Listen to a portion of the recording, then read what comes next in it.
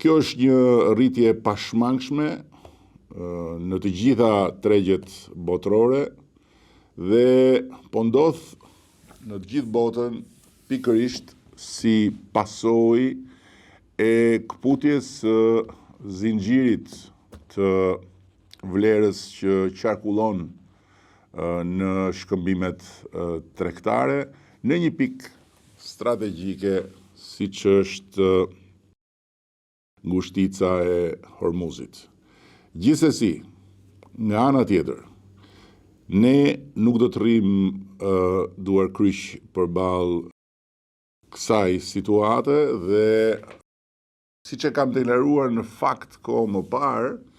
jemi sot edhe për shkak të kushteve të kësaj krize të papritur në momentin kur do të finalizojmë krijimin e një faktori shtetëror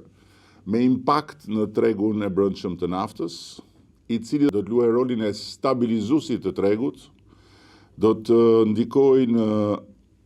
rritjen e transparencës së çmimit, si dhe do të garantojë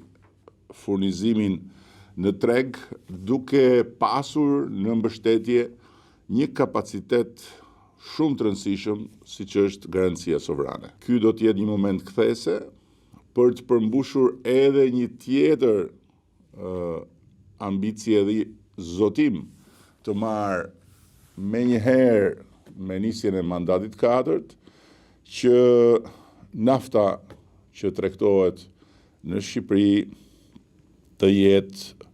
një produkt në një nivel të pandikuar kaq fort nga luhatjet në tregjet ndërkombëtare. Dhe kjo është plotësisht e mundur. Paralelisht, Ministria e Ekonomisë ka ngritur një task force të përbashkët me Ministrin e Financave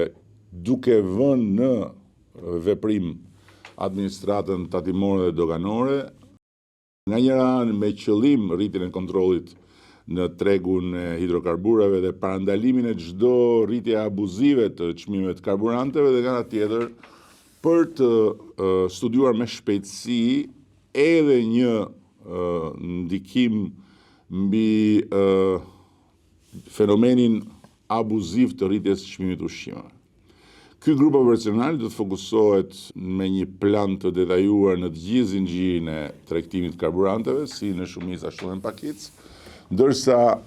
çmimet do të jenë nën monitorim vazhdueshëm nga institucionet përkatëse. Po ashtu projektligji për rezerva strategjike të naftës është tashmë në konsultim publik, përkon me këtë situatë, po është një nisëm e ndërmarrë kohë përpara krijimit të kësaj situate, parashikon një krijim rezervash që shtrihet nga 1 në 3 muaj të naftës, por e thash dhe më parë, ambicia jonë shkon përtej kësaj dhe besoj se në pak muaj qytetarët do të mund të prekin fillimin e një ndryshimi të shumë pritur në tregun e karburanteve. Kuvendi i Shqipërisë i dha fund një diskutimi, debati, polemike, përplasje të gjatë lidhur me kërkesën për të autorizuar heqjen e lirisë së një deputeti. Dhe çështja e deputetes Belinda Balluku, sipas meje, sipas nesh, është një çështje e mbyllur. Kuvendi u shpreh, pasi trajtoi me shumë përgjegjësi dhe me kujdesin më të madh të gjithë çka ju vu në dispozicion dhe nuk e autorizoi kërkesën me vlerësimin se kërkesa është në vazhdën e një kuturisjeje e cila nuk mund të vazhdoj pafundësisht, ku njerëzit trajtohen si të ishin mjete në dispozicion të luftës kundër korrupsionit, edhe kur nuk bëhet fjalë për korrupsion, edhe kur nuk bëhet fjalë për përvetësime për interesa personale, edhe kur nuk bëhet fjalë për ndonjë arsye që mund të pengojë zhvillimin e hetimeve dhe merren edhe futen brenda duke praktikisht e kthyer Shqipërinë në delen e zezë të Këshillit të Europës, të gjitha vendet të Këshillit të Europës, jo të Bashkimit Evropian,